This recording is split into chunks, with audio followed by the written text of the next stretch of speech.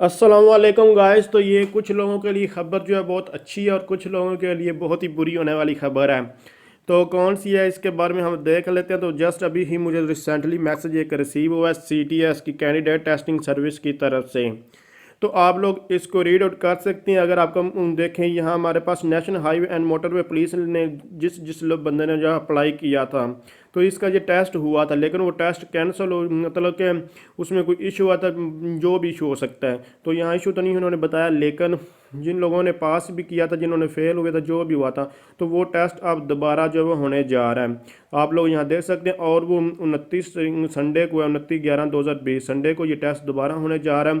आज आप लोग देख सकते हैं, अभी ही मुझे रिसेंटली अभी ये मैसेज जो है वो रिसीव हुआ है। तो आज देखें 25 नवंबर और ये 29 नवंबर को ये अब दोबारा होने जा रहा है। तो अगर आपके पास कुछ लोगों को मतलब कि पता नहीं होता कि ये सिम वगैरह बंद कर देते हैं या किसी से चेंज करते हैं, तो ये इन्फॉर्मेशन के यहाँ चेक ही नहीं करते, इग्नोर कर देते हैं मैसेज को। तो आप लोगों ने इसको ख्याल करना, और जिस जिसने अप्लाई किया हुआ है वो ये टेस्ट दोबारा दे सकते हैं।